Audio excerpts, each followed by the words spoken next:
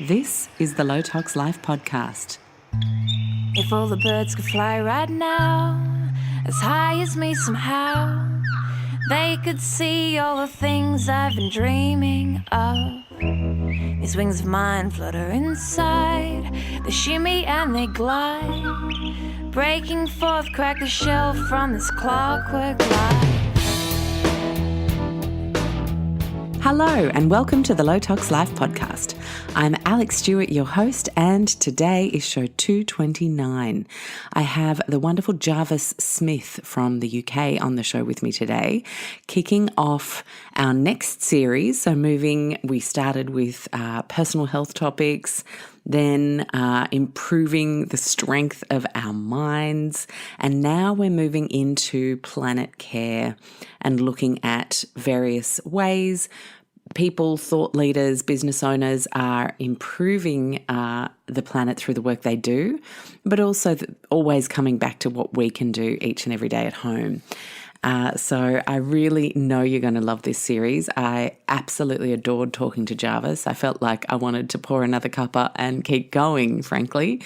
But to tell you a little bit about Jarvis, he is a well-lived character. And two worlds kind of collide with dynamic effect. On one hand, he's a proud hippie, a mystic, studied shamanic work for 14 years and trained with a shaman. He's a self-confessed tree hugger, eco-warrior, but he's also a thought leader, an entrepreneur, a speaker, a renowned online businessman. And part of today's show is actually talking about the reckoning of two sides of the self. And a lot of us have that. So I think you'll really enjoy exploring it in someone else, and it'll give pause for reflection in perhaps your own life. I know it has for me, because I very much have different compartments that collide on a regular basis within myself. I think we all have that. But what did I want to tell you about him? One of the things that I'm really fascinated about that really drove home for him that his life's work was going to be on improving the health of people and planet was that he was actually asked to be on the cast of a reality TV show on Channel 4 in the UK called Dumped. Now, these guys it was shot on location on a Croydon landfill. And the experience of filming this show and having to live on a landfill and live with the constant visual reminder of lifestyle waste and the constant visual reminder of how many food scraps were going into landfill when they should be used as a resource and composted. To just see that every single day and smell that and feel that really impacted him. And he tells the story in more detail on the show. And I always find these moments that people have in their lives that really ramp up the fire in their belly to go on and do what they then do is fascinating. He then went on to publish his first magazine, Green, with National Geographic, no less. That was in 2008. That moved to The Guardian in 2010. And he evolved it into My Green Pod magazine from 2013. And today I would love to actually invite you to subscribe to that magazine. It's a quarterly online mag, so you could be anywhere in the world listening to this and jump on and subscribe for free. mygreenpod.com/subscribe, and all the details will be there. I've got that in the show notes for you as well. So I'm going to hook into that chat in just a little minute. But before I do, I wanted to invite you to hear a little bit about this month's major show supporter, and that is Republica Organic. And Republica Organic was founded by Jacqueline Arias back in like a long time ago. There's all these trendy, funky, organic fair trade coffees since. But Jacqueline, who went on a trip to her home country, Colombia, in 2005, she went with her husband and two kids. She knew that some of the best coffee in the world was grown there. She was really excited to show them her childhood hometown. Yet during the holiday, she was really confused because as a part Aussie, she had become very accustomed to incredible tasting coffee, but noticed while they were in Colombia, where a lot of our coffee comes from, the coffee was awful. And she investigated a little and had found that kind of like with Bolivia and quinoa, when the quinoa craze took off and all of a sudden the Bolivians could no longer afford their staple food and ended up having to eat cheap processed white bread, the same sort of thing was happening to the Colombian coffee farmers. So they were having to send all of their coffee off. They weren't getting paid a fair price. They weren't being treated fairly. And this all kind of culminated, I guess, in Jacqueline thinking, I have to do something about this. She came home. She promptly resigned from being a journalist at the ABC for 10 years and set out to create an ethical coffee company that ensured third world and developing country coffee farmers were guaranteed a fair deal while not compromising on taste. And that's how Republica Organic was born. Now, I don't have discounts and special offers. It's more to highlight that if you do shop at a supermarket like Coles or Woolies for a few low-tox things, I actually do. I still buy my Cobram olive oil there. I buy my EcoStore dishwashing powder. I am coconut milk. You know, the Republica coffee. There's a small select few things I get from there. And I feel like that just says these products matter. And so it is actually quite a nice thing to do, to just buy a handful of organic or low-tox things from your supermarket, I think. That could be controversial to many. I know a lot of people would disagree, but that's what I believe. And so if you do find brands, especially small business brands that are in supermarkets, then that's absolutely fine to support them, right? And Republica Organic has different parts of their range in different supermarkets, so you'll kind of get to know that. But what can I tell you? So Coles has the awesome instant, and if you haven't, awesome and instant are very rarely used in the same sentence for coffee, but the instant decaf, if you prefer a decaf as I do, for the most part, if I'm drinking coffee, otherwise I get too much of the jitters if I have more than 1 or 2 coffees a week, I have to say. But the instant decaf in a little, in your camper van or the desk at work, it's a really good decaf. It's crazy. And it is like, it kind of has guru cult status out there. People just can't believe it's an instant. They've done an incredible job with it. So you can get that in Coles, and you can also get the pods in 20 packs, and they have the Paris, Sydney, Melbourne, and now decaf as well, because they were asked so often for them, so they've now produced them. At Woolies, you can get the organic Timor Ground. That's one of their most loved, most popular blends, or the organic signature espresso beans. So what's great about this brand is that whether you're a bean person who likes to grind fresh at home, or whether you like the already ground for your French press, or whether you like the instant, or whether you have the pods, they're completely biodegradable in about the same time as an orange peel. So definitely the more sustainable of the organic pod options. If you can't quite pry the pod machine from your hands, you have something for everyone there in that range. At Costco, you can actually get the Melbourne Laneway Ristretto beans as well. So for our US listeners, you too can buy Republica these days. They range a few of the items over on Amazon. And you also have the decaf leading the way there as well. So if you don't believe me that an instant decaf can taste amazing and you're a decaf drinker, give it a go. But I have a really awesome announcement on a giveaway for you for Republica. And that is that 2 lucky winners, and you have 2 weeks to enter from today. This podcast is being published 5th of April. So you have 2 weeks from the 5th of April to enter. And all you have to do is pop a comment either in the show notes, in the comment section of the show notes, or on Facebook when you see it there, or on Instagram. And you will be able to hop over to the Republica website and choose $200 worth of whatever mix of product you want from the range, which is great. You don't win a hamper and you think, oh gosh, what am I going to do with half of the things? I don't use them. You get to select your year's worth of coffee, however you like to drink it.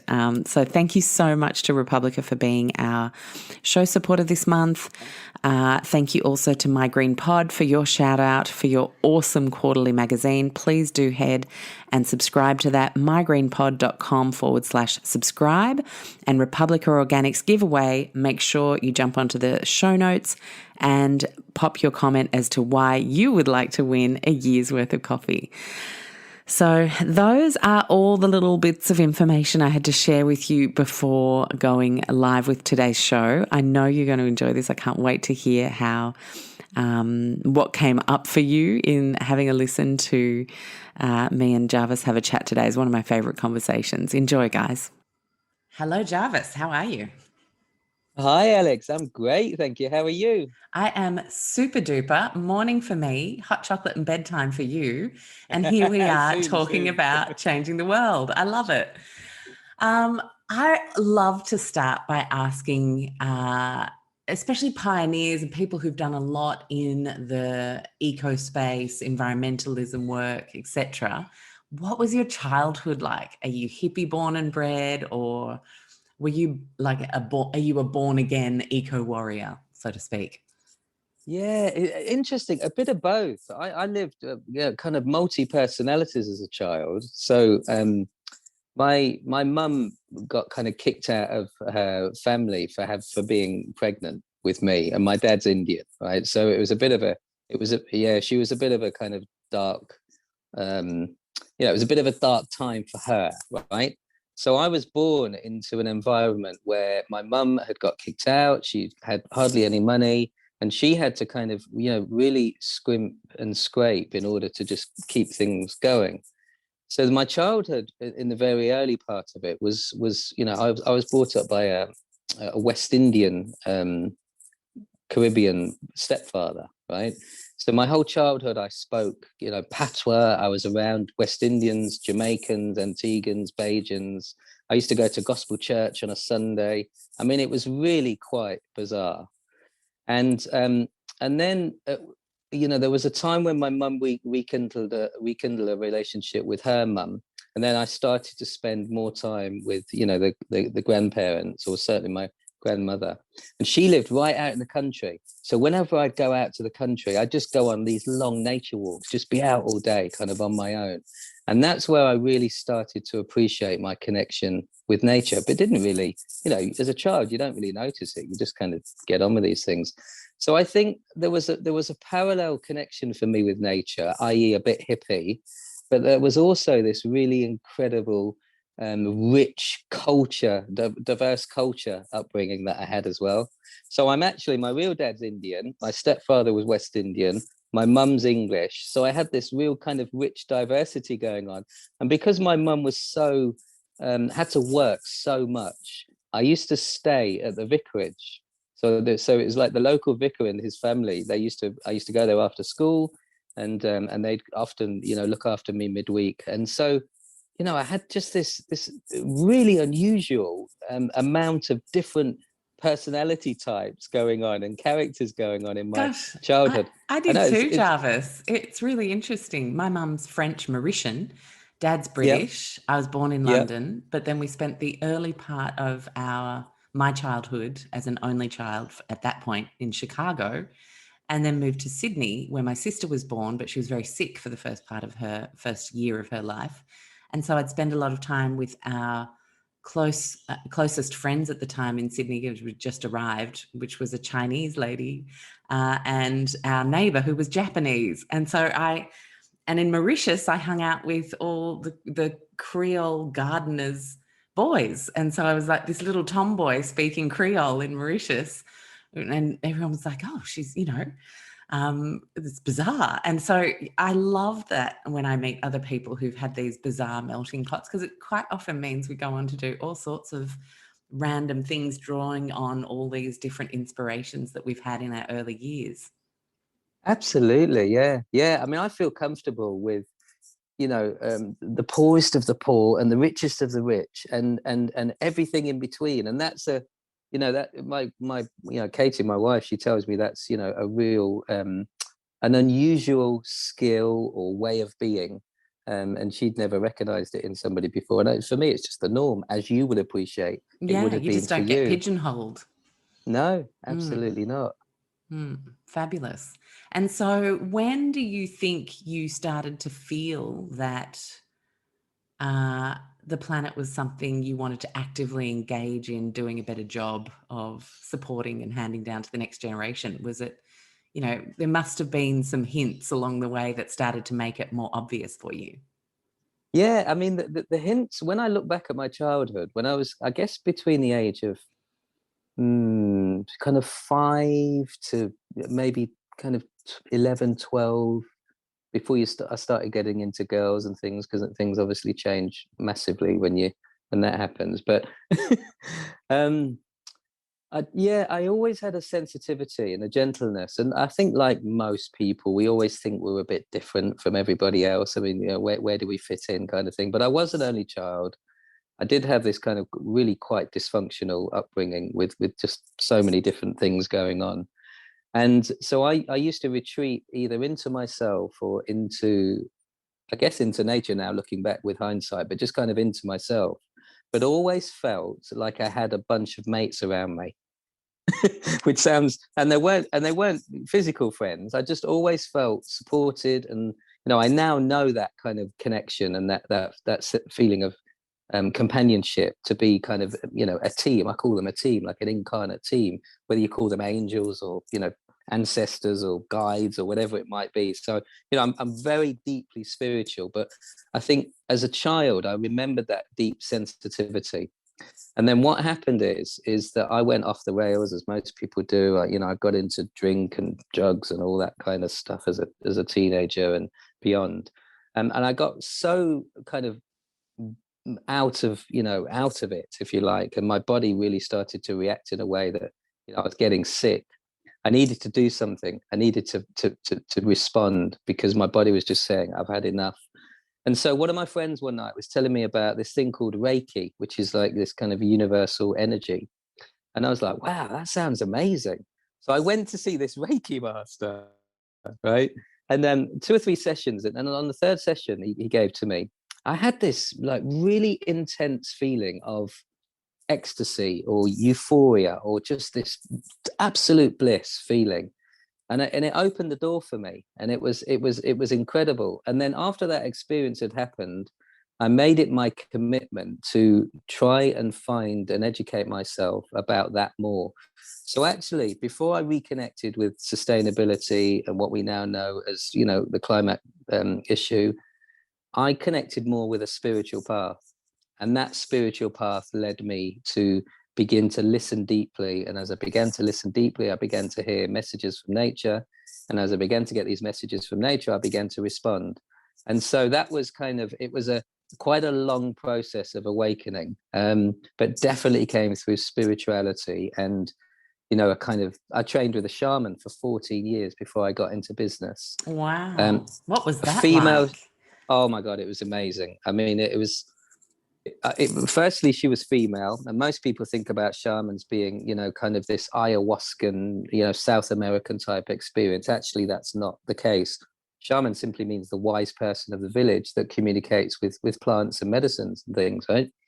So, gosh, what was it like? It was incredibly intense, but I was a very, very committed student. So I used to practice yoga with my teacher to begin with. Every week, if not twice a week, we'd go on 2 or 3 pilgrimage type retreats a year. And she literally became my guru. And gosh, what it was like. I mean, looking back now, it was a challenge. I mean, to study anything for 14 years, if you were in an academic scenario, you'd be a doctor or a professor, or, you know, you'd be really at the top of your game. So I now realize now I am actually quite at the top of my game in that kind of training, which was the sacred arts. It was yoga. It was energy work. It was, you know, and now I do quite a lot of that work within my working environment. So that's what I think gives me this strong compassion and connection and understanding with nature. Fascinating. And how do you balance the much more angular and intense, goal-driven, money-driven, revenue-raising, you know, all that kind of stuff of business with that part of yourself? Was it something that came easy to you, or was it something that naturally, over a bit of trial and error, everything found its place? Because you've gone on to be very entrepreneurial. Yeah, no, I have, absolutely. But I will tell you this, that you know, my principles and our company's principles are in this order: planet, people, purpose, profit. And now I don't even spell profit in the monetary way. I spell it in the prophecy way. So it's like, you know, money is probably the least important aspect of what we need if we are going to deal with, you know, this most important issue of humanity's time, the climate change, which we now know to be climate chaos. Because, so how did I manage that? I mean, I guess I've never really needed much, although now I seem to have quite a lot, but it's never been my drive to go, oh, you know, make loads of money so I can own loads of stuff. It's more about, I need to make as much money as I can so that I can put that money back into my purpose with our values. So it's been that. It's been a focus, and I'm very lucky, and perhaps some might say gifted, that I'm a really, really good salesperson. That's like one of my natural abilities and gifts, and that's how I've survived since I left school. And now I feel like I'm selling a vision, a way of life, for Earth, for the universe, for humanity. So it's like I'm using my skill, which is I'm really good at sales and talking, for my purpose, which is trying to inspire people to wake up to the issues around the climate crisis and help people, you know, live differently. And that agrees with, you know, doing that work agrees with all of my values, which are, you know, to create a better place for my children. And by default, that's all the children on the planet. Exactly. So true. That's, yeah. Well, I'm literally in the middle of writing my book inscription at the moment for my next book. And the first book I made out to my son, and this one I just want, like, literally all the creatures that follow us after we're gone to be the beneficiaries, the intended receivers of my book. How Because, lovely. you know, it's just like, we are parents of a planet, not just of the kids that we produce. It's anyone who is older, it has that responsibility ultimately. Yeah. That is Yeah, how it's always been in every Indigenous culture. And Yeah. yet we don't honour that today. We don't honour that responsibility very well for the main. No, you're absolutely right. And we'll get onto the Indigenous ways in a minute, because I really honor those principles. But we are doing exactly the same thing with our business. Our business model is that we want to create, or we will not want to, we will create, and are in the beginning of creating a steward ownership model, so that when we go, the business will continue with its values and with its purpose for the future generations. So we're not creating our business so that we can sell it to make loads of money, to pass this money down through our family line.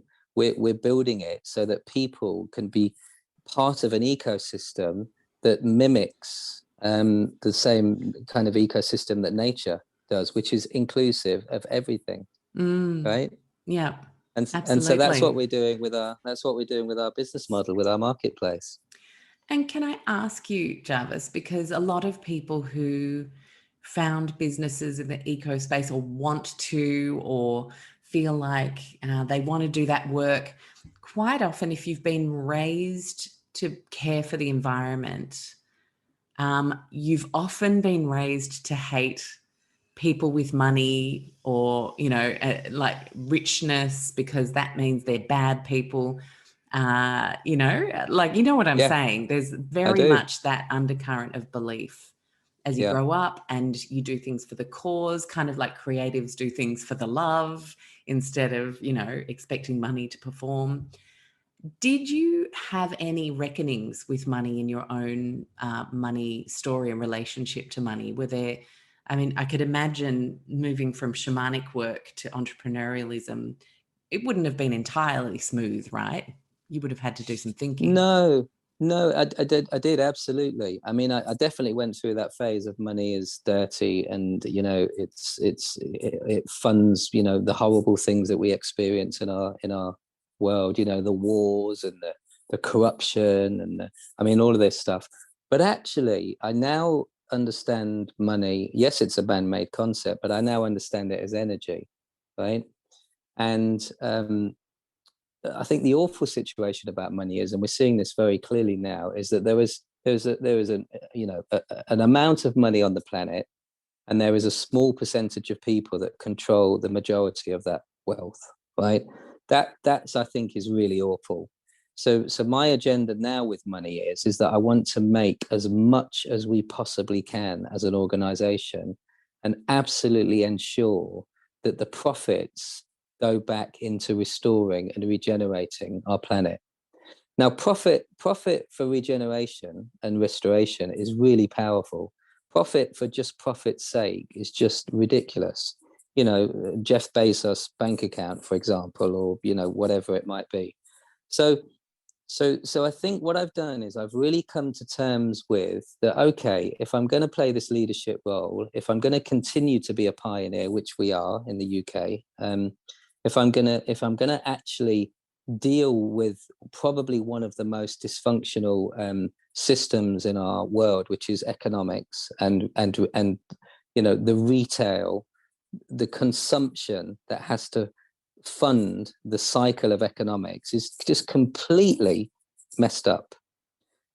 So if we can get the eco into economics, and that essentially that still needs to provide capitalism, it still needs to provide funding, but that money can be used in much more elegant, beautiful, restorative, regenerative ways, right? So that's where I'm at now with money. But the past, yes, I've definitely been through that spiral of darkness that most people have, and luckily I've come out the other end with quite a light understanding of it. Nice. Because at the end of the day, that was all we knew. And it did look evil. You think, oh, it's the big oil magnates or the tech magnates, or, and then they control everything. But if we change who is making a lot of the money, then we can actually change Exactly. the world. Yeah, So exactly. very positive So stuff. somebody said an amazing thing to me about money once, and I use this now when I'm talking to other people, if I'm, counseling or acting as a mentor. And it's very simply this, that a bit like when you drink too much alcohol, it accentuates your personality. So if you're shit, it just makes you more of a shit. And if you're a lovely, kind, philanthropic person, the more money you get, you just become kinder and more generous and more philanthropic. And actually, I hadn't realized that, but it was a billionaire that told me that, and it's like, oh my God, yeah, I get it. And and it's so true now, because I've probably, there's probably 20 people in my address book that are millionaires or multimillionaires that are good friends, and they're all amazingly gorgeous, beautiful, generous people. None of them are shits. So I think the people that tend to be really ego driven and power driven and in the limelight and are hungry for fame, and they're rich, they're the examples of rich people that we get. We don't tend to get the examples of the wealthy that just kind of don't really care about being known. They just get on with Exactly. cool. They get on with doing cool Yeah, stuff. yeah. It's a bit like leadership, isn't it? We got It all these is. kind of leaders that are just not really serving anything but themselves, and in most cases. But actually, there's some amazing leaders, but they just don't want to be on the big stage. On the nightly news. Yeah. Exactly. So money in the right hands, money in the hands of kind and generous people just means more good done in the world. I love that. Now, Nice. the next thing I want to talk about is your publishing career, because you've actually had a huge amount of experience in that field and in the field of raising people's awareness to the issues of what our planet needs to do better, um, through magazines and publishing. And actually, your first partnership was National Geographic, just a small partner there that you started with. Can you tell me how it came up? Were you one of those people who would write for a community newspaper and then you really wanted to get into publishing, or was it something else that motivated that? Yeah, I mean, it's not quite true that National Geographic was the first one. There was one before that. So I was invited onto a TV show back in 2006 by some TV researchers, and we had to go and live on a landfill. And at the time, obviously that gave me a massive wake-up call, which we could talk about. But at the time, I was working for publishers. After the TV show, because it had such a huge impact on me, I said to the publishers that I wanted to set up my own version, if you like, of an ethical lifestyle magazine. And we quickly researched, and there wasn't really anything out there like it. So the publishers thought it was a good idea, and but they didn't want to put any resources to it. So I said, well, I'll do it, but I want a 30% profit share with you. So I negotiated this kind of package. In about 3 months, I'd created probably about £150,000 worth of advertising revenue, because I had a profile, because I'd just been onto this TV show. So I was ringing people up saying, just done this thing with Channel 4. It's had a huge impact on me. We really need to be talking about this issue. Will you get involved, and will you spend some money with us? So they did.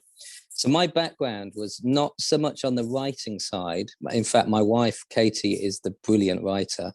Mine was more about creating the type of opportunity through print media with brands. So creating, I guess, a slightly more creative advertising opportunities, but we actually did it more in a content way, kind of advertorial, I suppose, is how you would term it.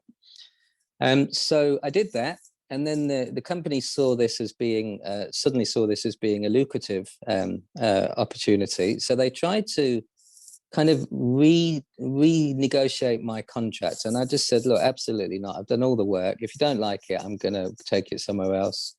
And so I thought to myself, okay, who's the biggest media company in the world? And at the time, really, it was National Geographic or the BBC. They were probably the two biggest. And so I called up National Geographic and said, look, I've just done this magazine. This is why. This is the reason. What do you think? And they loved it. And within a few months, I had a contract with them.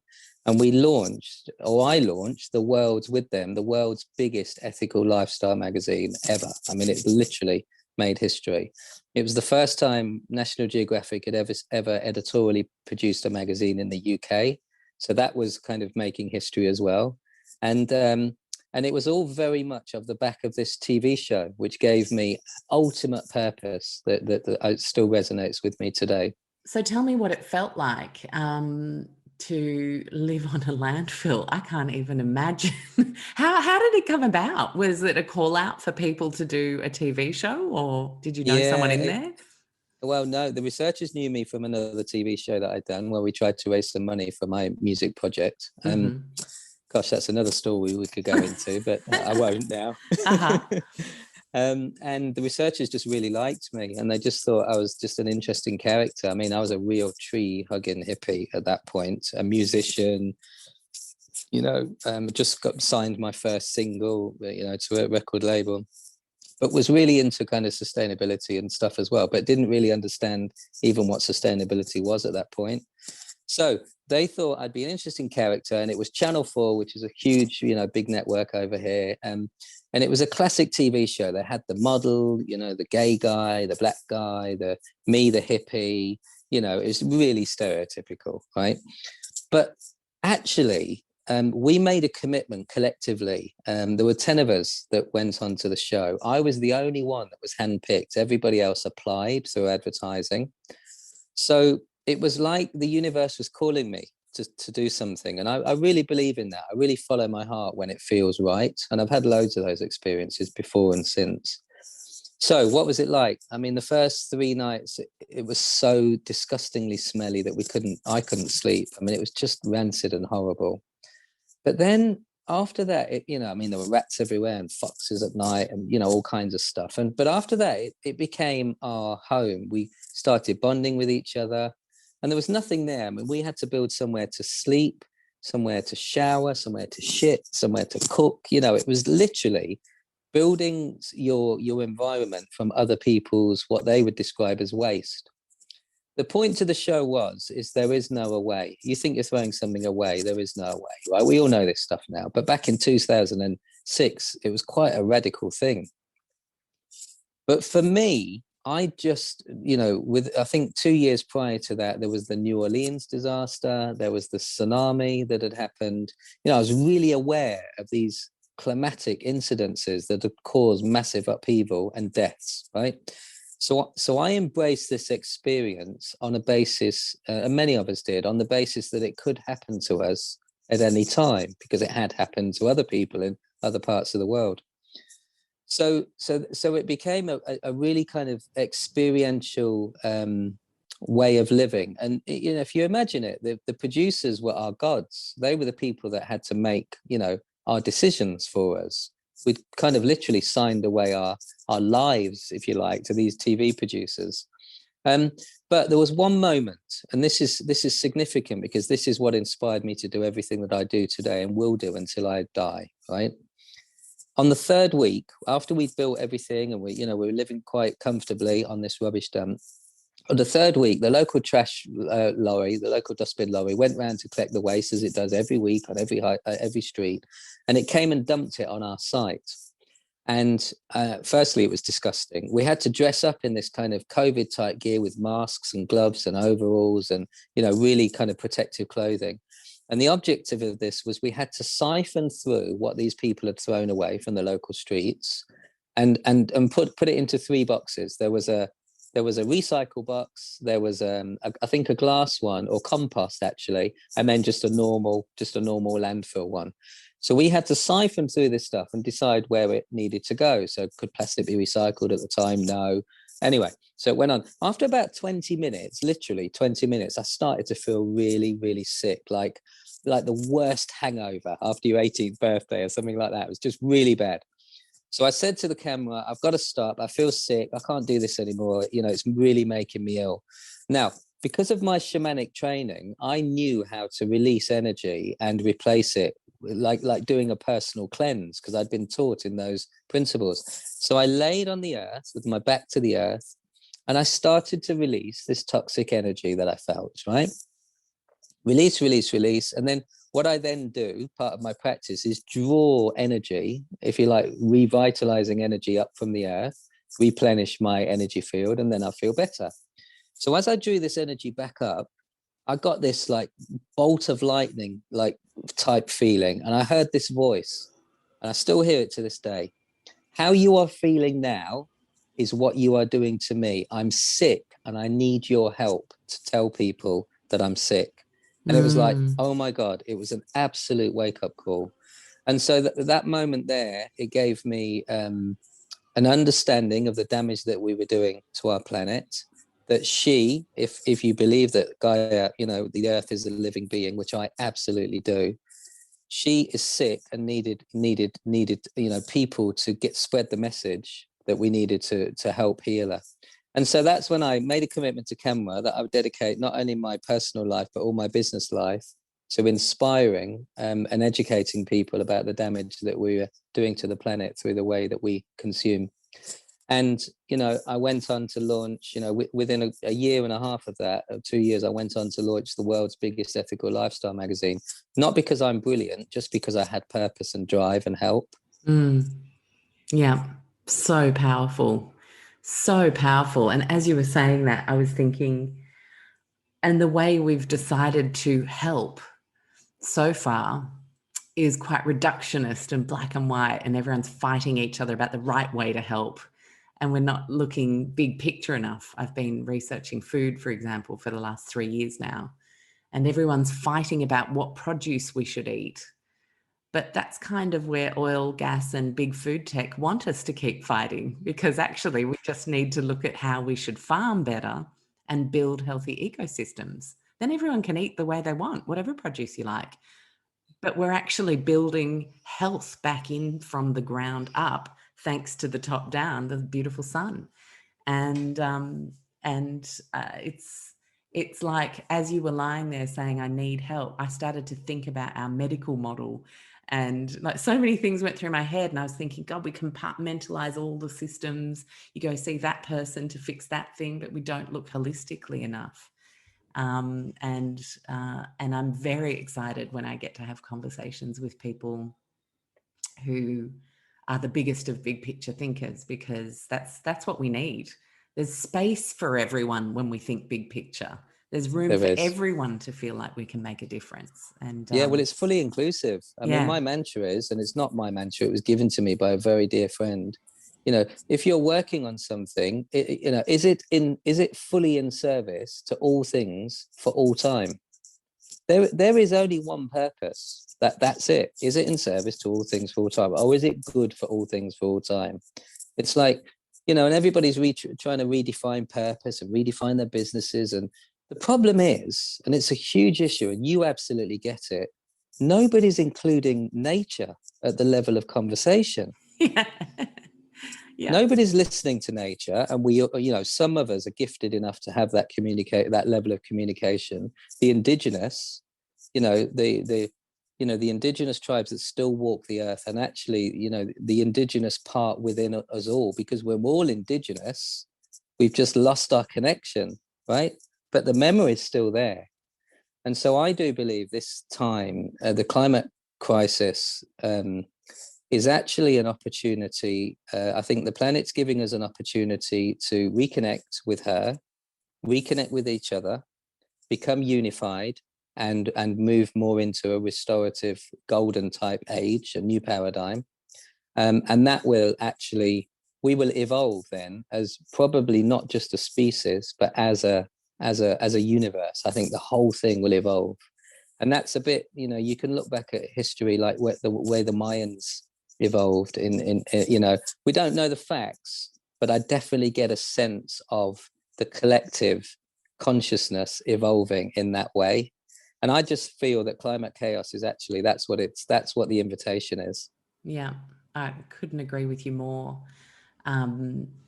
It's really tough when you see around the world, you know, just the constant fighting in the Middle East, for example. I think, I sometimes just like imagine everyone putting down their guns, and regenerating the earth instead, like a much more noble cause, because people get to the place where they need the guns because they're so desperate and they don't have anything left in their lives to feel connected to either each other or the earth anymore. Yeah, it's so desperate true. people do desperate things, right? And so they do. If we use this invitation wisely, we reconnect to each other and the earth. It is an invitation towards a golden age. I completely agree. Yeah. And then, you know, even in some of the most ancient scriptures, I'm not religious at all, but you look at the Bible and it talks about heaven on earth, and, you know, it's all there. We've just made a complete mess of it. And maybe that was all part of the journey. Maybe that was all part of the game for us, so that we can actually, you know, come out the other side and go, whoo, that was a lesson. Yeah, maybe it's that whole, you know, you don't know what you got till it's gone, and we really need to teeter on the edge of what that might look like before. Absolutely. I mean, humans are so apocalyptic, aren't we? We wait until you have the heart attack before you change the lifestyle, or you know, all that kind of stuff. Exactly. And you get that, and it's really lovely, because I do believe we've just had the grand shamanic awakening. Like, this pandemic has definitely been an opportunity for people to firstly stop, then reflect. I mean, you know, you're not even allowed out your house most of the time, so you've got to be kind of be with your family, well, especially in the UK. And so it's a huge shamanic awakening. I mean, if you look back at all the kind of ancient sacred scriptures and writings, you know, this is what happens. This is how we evolve as individuals and as a species. So it's just happening on a mass scale. I never thought I'd see this in my lifetime. I really didn't. I know. It's hard to imagine until it's here. Given we've sort of gone into the pandemic, there are very different currents of belief as to how this should be dealt with, what we should do, if it's even that bad. But then, of course, you have your essential workers who go, yes, it is. Trust us. We're here on the ground. You know, there's so much conflict at the moment. Given you have your 14 wonderful years of shamanic training and beyond, do you have any soothing words for us to find overlap again, to find connectedness even in a space where there's so much conflict? And it's mainly verbal conflict. It's mainly arguing. But arguing doesn't lead anywhere good if it's prolonged. It's very mind. The narrative is very mind-led, isn't it? It's very, very mind-led, which is really the human condition, which is a bit buggered. But I do, and I thank you for asking that question, because to me it's really important, and I really appreciate you recognizing that. So when in England, when the first kind of crisis happened around the pandemic, a lot of people started getting sick. My neighbor but one got sick when I used to live down south, and she completely shut herself off. She was totally in fear. She got sick. So I tuned into her, because I have the ability to just tap into energies, into the field, you know, and just feel what's going on. So I tuned into her, and I was just very clearly told, this virus is giving humans an opportunity to feel fear. And if we can come to terms with the fear, and if you like, create an evolution through the fear, so kind of accept that, you know, what's the worst thing that can happen? You're gonna die, right? That's it. I mean, yes, you might get sick and it might be awful, but the worst thing that's going to happen is you're going to die. So the virus really was an opportunity for humanity to experience fear collectively, and for us to evolve through that. And that for me was the gift that we were being offered. Now, what you tend to see is the people that actually, I don't know if there's been any research done on this, but it does feel the case that most people that are more worried about it, more stressed about it, already have an underlying illness, which essentially is probably related to stress and fear anyway.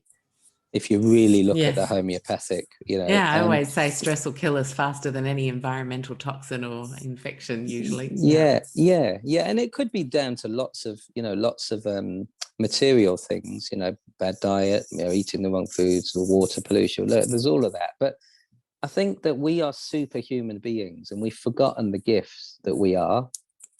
And I do believe that we can overcome and override anything, actually, any illness, any dysfunctionality in the being, if you can eliminate the fear. And there are loads of proven cases of this, of you know, miraculous healings. There are. There really are. And I do believe it's simply that if you're not scared of it, then you overpower whatever it might be, or it becomes a part of you. And the virus could simply become a part of us, but we're not scared of it anymore, so it can't have any reaction. Interesting. I don't have well, I think I may have had coronavirus early last year. I felt absolutely awful, and had a couple of scary symptoms there for a couple of weeks, but got better. But I have had mold illness, so I've lived in a water damaged building for a long period of time, and what that does to your nervous system, immune system. I'm going through the journey now with a wonderful Brit, actually, Ashok Gupta, doing his program to rewire the central nervous system. Because when you've had intensely impactful trauma, any kind of trauma, mine was medical, your nervous system starts to think that it needs to act on high alert for you all the time, even if there is no danger. And so I could just walk through a department store that might have a tiny bit of a mold kind of issue in its aircon or whatever, and literally just be in there for 5 minutes and pop back out the street. But my nervous system will just bring out all the fire trucks, and I'll start twitching, tremoring, get a heartbeat, ectopic heartbeats, palpitations, and start to get foggy in the brain. And there's really no danger. Like the body can handle the odd assault. It's more the constant assault, which was the origin for the trauma in the first place that I had to get out of, obviously. But it fascinates me how sometimes the fear is not even ours. It is a deep trauma that imprints itself on our nervous system, and then our nervous system riles up on our behalf. And given the impact of a virus like this one on the nervous system, I'm actually quite interested in that aspect of fear. So it's interesting that you brought that up. But what I also find interesting is the people who are countering the people who are fearful of the actual virus itself are just as fearful, but they're fearful of something else. They're fearful of the supposed freedom being taken away. And that terrifies those people, and that's why they're acting that way. And I'm neither person. I'm always somewhere in the middle. I'm a bit of a grey area person myself. But I find it really interesting that you've said fear, because that's actually something we can inspect within ourselves, all of us, regardless of our stance or take on this thing. I know it's something I feel called to examine constantly. Where is it showing up for me? You know, what do I need to address? Yes. Yes. Wow. And I think you're right. You're absolutely right. I mean, there's a lot of controversy and there's a lot of conspiracy theories. And, you know, as far as I can see, it is all fear-led. You know, you're scared of whatever the storyline is, you know, being microchipped with the injections, and they're trying to control us. And in this. well, exactly. If you are operating at that level, you are simply you're fueling the very thing that is causing the fear, and you're giving it more attention. So energy flows where attention goes, right? And so anyway, what I try and do is I just try and clear, because of the shamanic training that I've had, I just try and clear my energy. I raise my vibration to a frequency of love and of, you know, of miracles and of compassion and peace, and, you know, all of these kind of beautiful ways of being.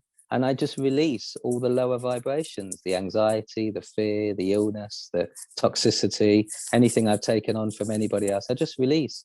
So if you think about us as an energetic beings, which science has now proven that we are, then anything is possible, right? Thank you for going down that tangent with me. I'm sure I felt quite soothed by your words then, so I'm sure people listening will too. I hope so. You'll have to cut it out otherwise. I'll see how it goes in the first few days. Yeah, exactly. Quick, edit. Can we actually take that whole bit? No, just kidding. I'm not someone who censors my podcast. I think people, you know, if we feel triggered by things, then that's also something we need to examine.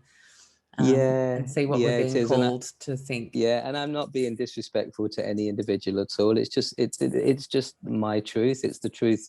It's the truth for me. And I love sharing the truth with you, because you're in that place. And I agree. It's not a judgment of any one person. It's of an examination of how fear shows up in our lives and the many different guises it has. And that's something we can always all work on.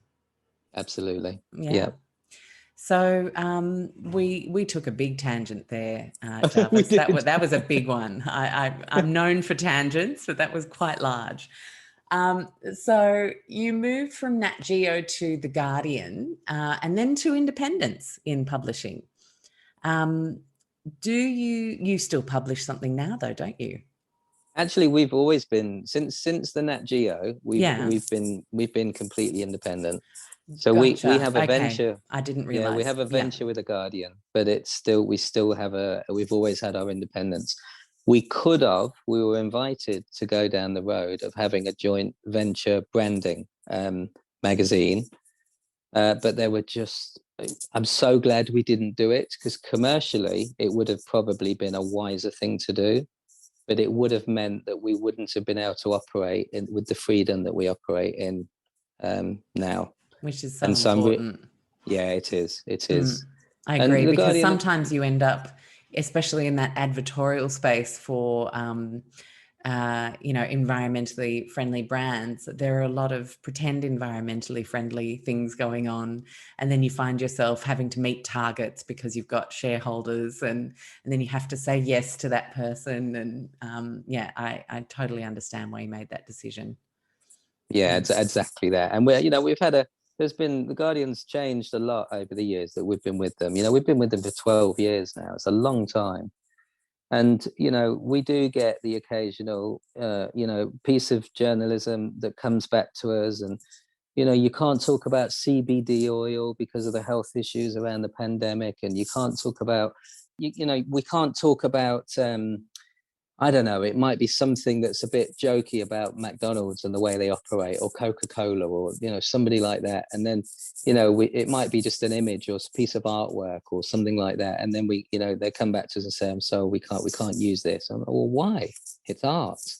Well, we don't want to upset our advertisers. And I'm like, that's interesting, because, the Guardian, as brilliant as they are, they still have to, appease the commercial revenue stream of those big brands. Yeah, it is tragic, absolutely tragic. So it's not happened often, but it does happen. So I'm really, really glad we retained our independence, because could you imagine if we hadn't? You find yourself with a Macca's ad. Yeah, exactly. And we've always been quite radical in our content. We've always been we used to call it every issue a revolution. It was like, the consumer revolution, the energy revolution, the tech revolution. It was all revolution, revolution, revolution. We've had our revolutions now, so we're a bit more love and peace these days. Peace, love, and mung beans, baby. I love it. And so where did retail come into the picture? When did you think you might want to actually start a retail business? Well, it's been very recent, actually. We've always been an ethical lifestyle media company that uses the way people spend their money as the entry point. So, i.e., we all use products on a day-to-day basis, whether it's the toothpaste that we use every day, or the food in the fridge, or the clothes that we wear, or the garments, or whatever, household goods, cleaning products, the whole thing. So what we've done is we've always gone out and found the best products that we can find, because nothing's perfect. Perfection is not buying anything and growing your own organic food at home. That's perfection, right? So we've always gone out and found the next best thing. So the best products that we can find, and showcase them as what we call hero products. So our whole magazine has been on lifestyle issues, finding the most sustainable versions of lifestyle products and getting them in front of our audience. So it was a natural progression for us that when we started to see, the likes of Amazon, and I will call them out, the likes of Amazon selling all kinds of stuff that contributes to deforestation and fossil fuel industry, badly packaged. Need calling out. They do need calling out. Badly packaged stuff, no consideration for the way it's transported, probably 25, 30, 40, 50 miles more than it should be just to get to the person's doorstep. I mean, all of that is ridiculous and completely dysfunctional. Well, and let's not mention the fact that their workers aren't ethically treated. Yes, exactly. It's a huge piece of true good business. Yeah, of course it is. And they don't pay their taxes in countries that they don't have to. And so no one can compete with that, because if you're not paying your tax, then you're already getting 20% less off your products. Of course you can undercut everybody else. So it's morally wrong. It's globally morally wrong. So I just thought, right, well, my first 10 years objective was to make the climate change issue mainstream in the media. So I achieved that. I'm not saying I single-handedly achieved it, but I tell you what, we played a whopping great big part of it in the UK. We were talking about stuff way before any mainstream national newspaper, TV channel, the whole thing. And we were mainstream. We had a huge audience. And so my next 10 years mission now is to create an ethical alternative to Amazon with true values, so that everybody that's part of our ecosystem, the vendors, the customers, the partners, they all are committed So buying into the ecosystem that is going to help restore our planet, which should hopefully push everybody that's not in the ecosystem out of business. That's my game plan. I love it. The eco Amazon, a big bold goal. Nothing wrong with one of those. No. And I don't want to laugh about it because I know you're dead serious. So I'm completely serious. Yeah, completely. yeah. Yeah, I mean, the insinuation, if you giggle about something like that, is, oh, but like that won't really happen. But go you. But that's not what I mean at all. I'm just well, thank you. No, excited. I mean, it is very much a David and Goliath story. I mean, there's no doubt about that. But because I have the best team on the planet, which is nature, all of nature's beings. It's like, how can it fail? I mean, I've got the best PR team, the best the best marketing team, because nature's on our side, right? Yeah, she sure is. As wacky as that sounds. No, but it's true. It's true. And if she does better, everyone kind of starts to see that, and we start to fall in line with the companies that are honoring that. I mean, people often ask me, why do you always just mention the same small amount of brands?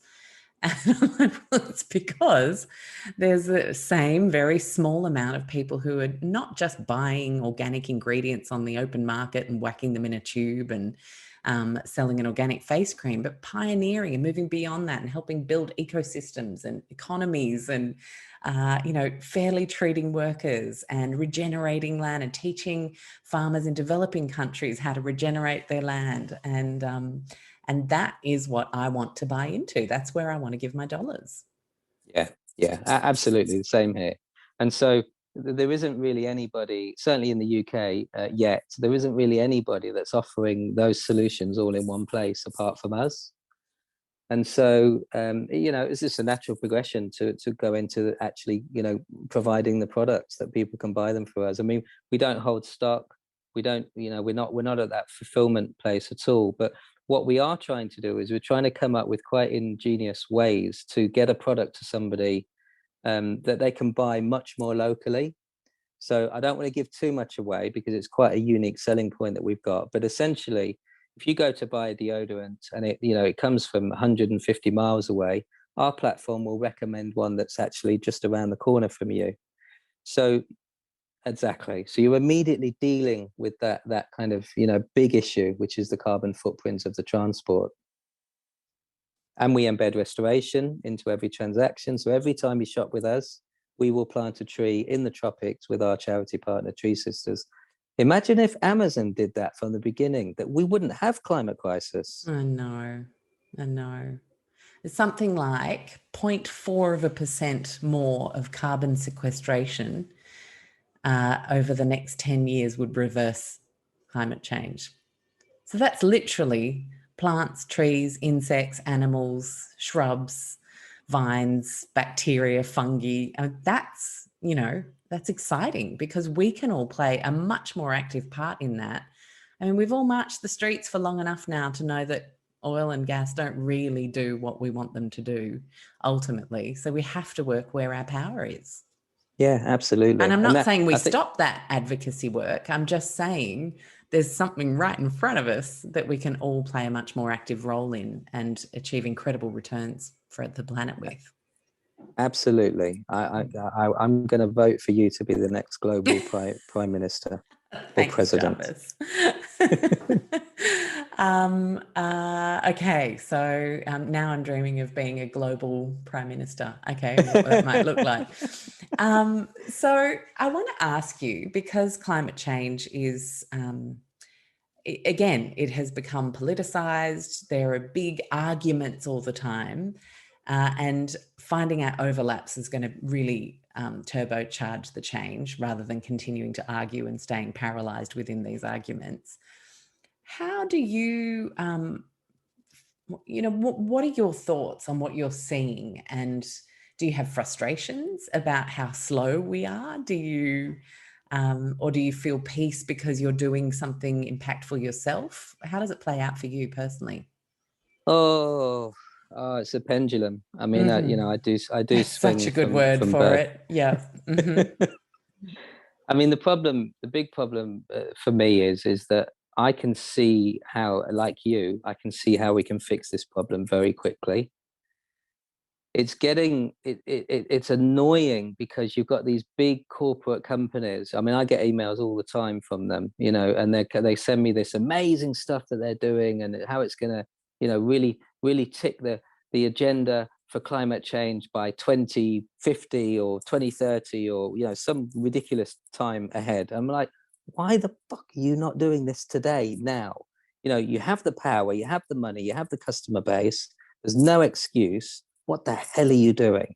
So that I find really, really annoying. So what I tend to do is, classic example, I'll get an email from a big company telling me how brilliant they are, and I'll just jot them back a 1 or 2 lines saying, why are you not doing this in the first place? What about ...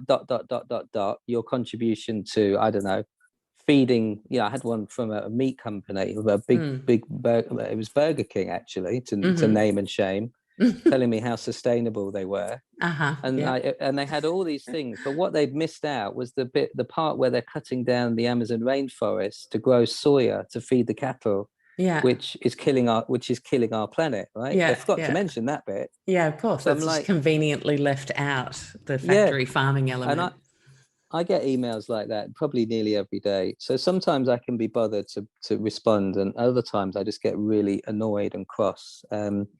But thankfully, I have my daily practice and my meditation and my yoga, which brings me back to equilibrium every morning, and I'm ready to start again. Yeah. And we need that. If you feel deeply about any issue and you're doing work in that space, you need to fill up your cup. So I'm really glad you mentioned that, because it's hugely important. Yeah, it is. I would be. I would be an absolute stress victim. Probably sick if I didn't have those practices. I'm very lucky and very gifted. I've got a beautiful family, amazing kids, the most amazing network of businesses that I connect with every day. I mean, they all do. All the businesses we work with, they all do business with heart. They're incredible, such brilliant stories. And, we vet everybody before they come on our platform. We meet the people, like I'm having a conversation with you. You get to know very quickly whether people are in it for the green rush, whether they're in it because they really want to change things. That is exactly my thought as well. The green rush versus real change. It's and it's pretty obvious pretty fast. It is. Yeah. And that's what keeps me on track. So when I get those moments and they're much less, I used to be really passionate and get really angry and write really shitty tweets or LinkedIn messages or whatever it might be, because I was so cross. I've got much better at crafting that now because I feel supported. When we first started doing what we were doing, very few people were doing very few people even cared. And now everybody does. Yeah. Yeah. And it's true, right? And I mean, what I love as well is just when you surround yourself with businesses who are doing, giving more back to the planet than they took to create what they produce. How could you not want to shout from the rooftops about what they're doing, right? It's exciting. Exactly. Yeah. And isn't that such a simple equation? Would we take from anybody else in our immediate, network community without offering some kind of giving back? We wouldn't, would we? No. Why do we do that with nature when that is no idea?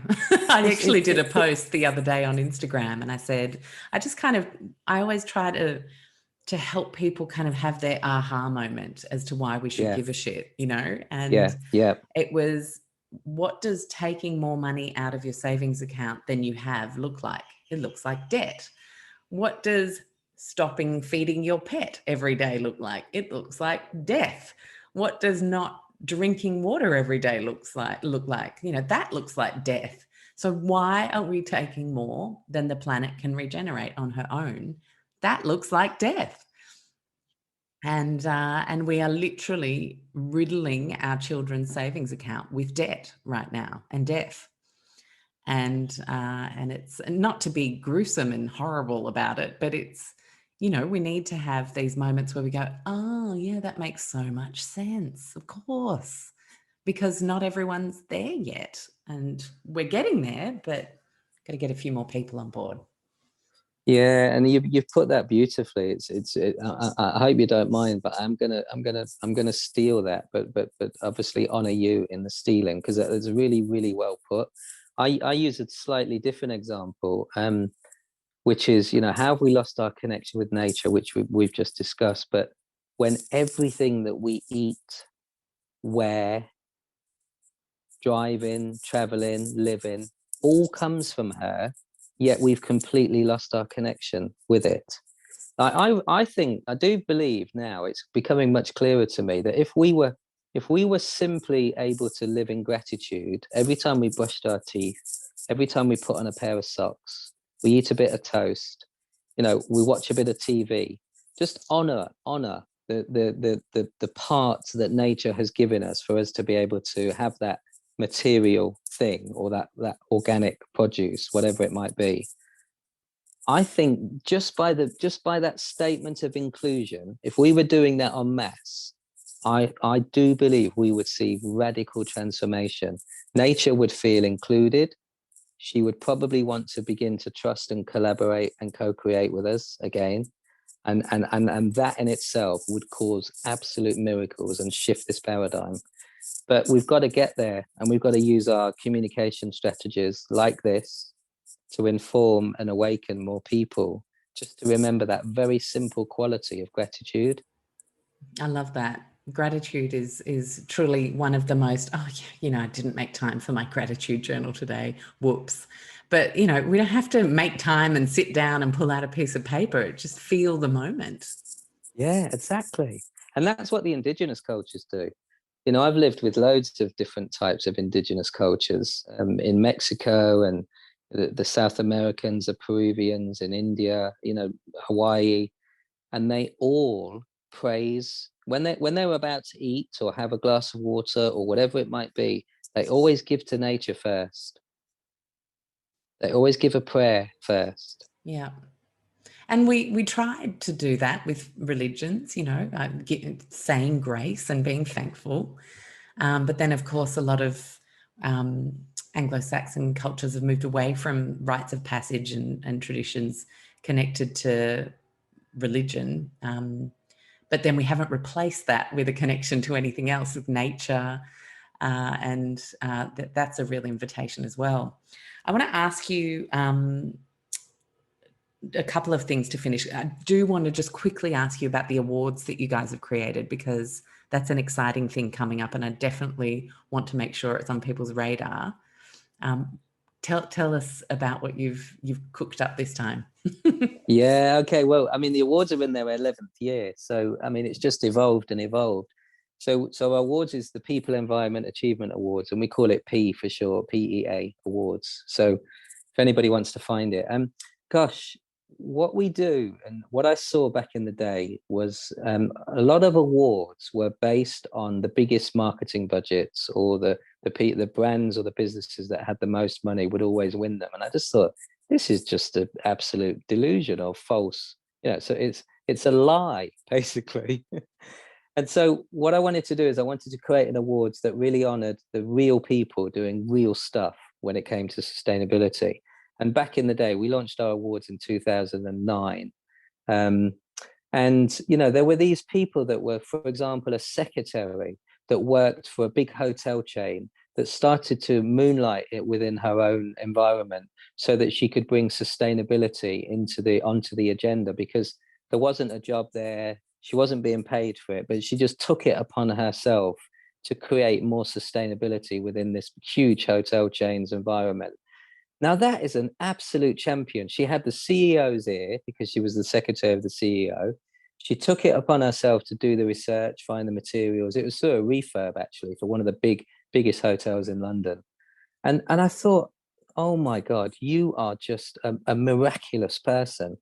So she really inspired me to create the awards in the way that we did. So it was really to honor individuals and teams, the real people behind the changes that are being made within business, within community, within Yeah, we've now got an award which is searching for the greenest family, Oh, and wow. Cool. I mean, it's a conundrum in itself, because if you're truly really green, you probably live off grid. You don't really watch any TV, and No you one wouldn't be on the connects to you internet. anyway. Yeah.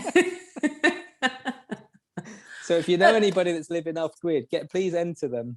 But I would also say, I think, like, can I suggest an award? I'm going to suggest one because I deal with this every day. So many people know my values, teach low tox living, food, body, home, mind.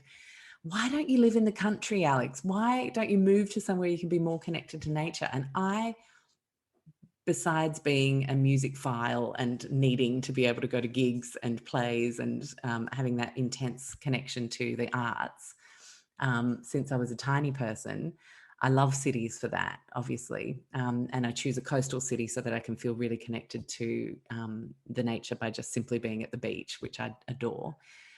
But I honestly think that we are going to create really big change if we can unite city and regional people together in the quest to do it however it is where they are better. And, because in the city, there are so many amazing things. And I think, to plug into local, like rooftop beehives and community gardens and so many more things we could also be giving our energy to in the city. So what about greenest family in the city? Yeah, I like it. I like it. Mm. Well, I think it's brilliant, As and well actually, as what like I'm an overall, but like, because yeah it's not entirely easy to do in the city. You really need to carve out a lot of little pieces to put them together and truly be green in the yeah. city. No, Mm. I love it. I love it. I mean, our Britain's sorry, it used to be Britain's greenest, and now it's international. So now it's a global greenest family. So I suggest that we use that, and we'll ask for. I mean, it's a really good storyline. We're looking for the greenest family in the city, which is just brilliant. Because you're right, we've evolved so much in the time that we've been doing our awards that you forget how just how many changes are going on in cities, and in really dense communities. I mean, I lived in Mumbai when we first set up a reincarnation of the business. When Katie and I went into business together, um, we lived in Mumbai, and we lived right near Dharavi, which is the slums. That's Slumdog Millionaire. I mean, not literally right near. We were in a nice part, but it was very close. And but actually, you'd go there and you'd speak to some of the people that live there, and they had this just most amazing system, that every bit of waste was used, and everything was resourced and reused, and incredible entrepreneurial spirit. And they didn't want to move out of this slum city that they'd created because it was so functional.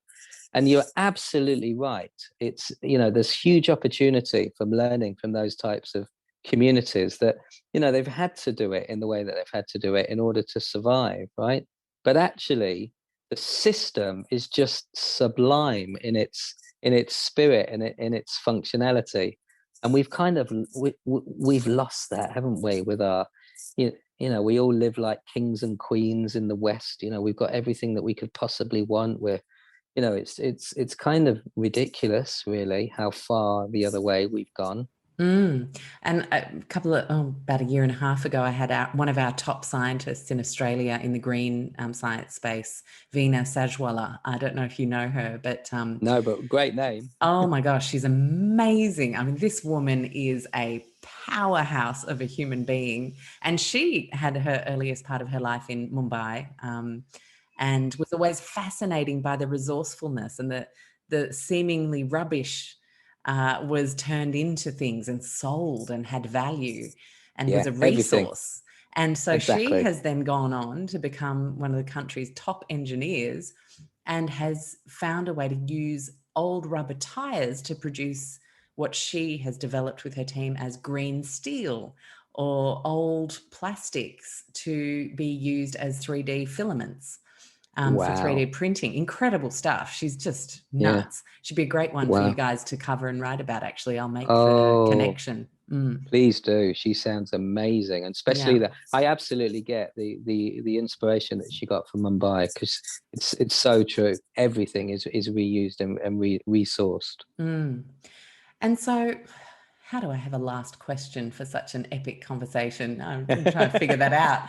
Oh, do we have to finish? I know, right? I know.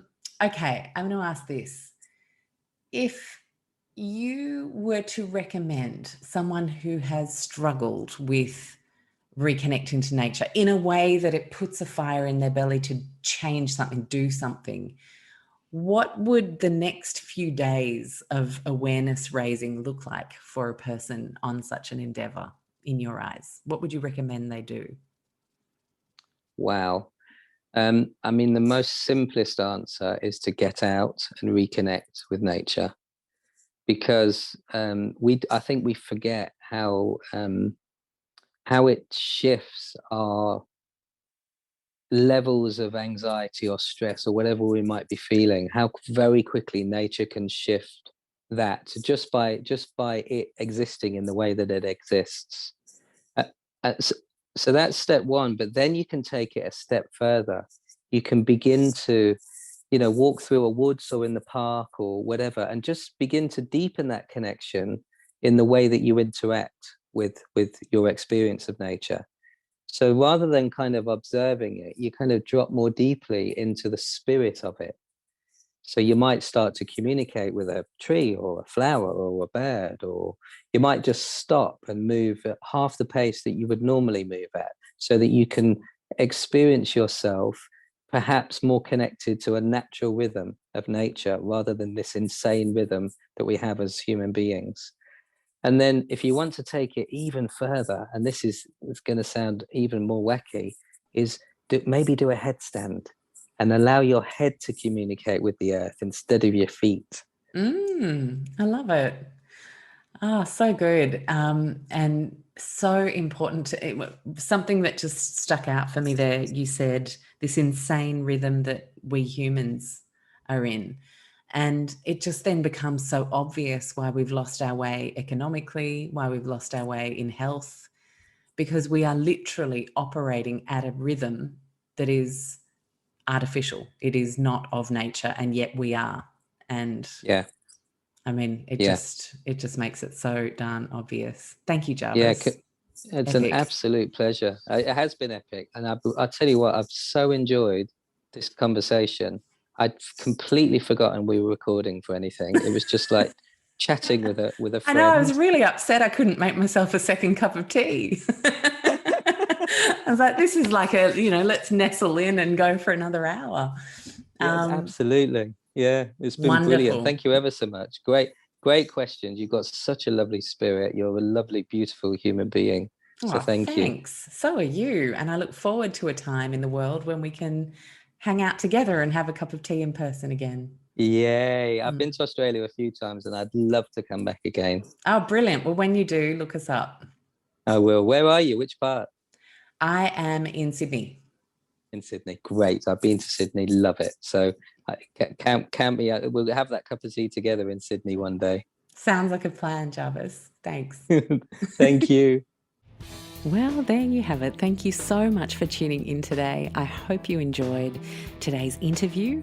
And I want to remind you that you can come join me on social on Instagram at LowToxLife, or one word, or my personal Instagram at _Alex with two X's, Stuart, STUART. On Facebook, you can find us at LowToxLife. And of course, lowtoxlife.com. And if you want additional support and community around leading a low tox life, I can't recommend a better thing to do than to come join us at the Low Tox Club for just $49 Australian per year, which is about $29.30 US, about 27 euro and about 25 pounds. You get a stack of club member perks and the benefit of a beautiful private Facebook community. So check out the website, lowtoxlife.com, hit the Explore tab, and you'll see Join the Low Tox Club as your very first option there. I hope to see you in there. If not, I will see you in our wider community sometime soon. Thanks again for tuning in.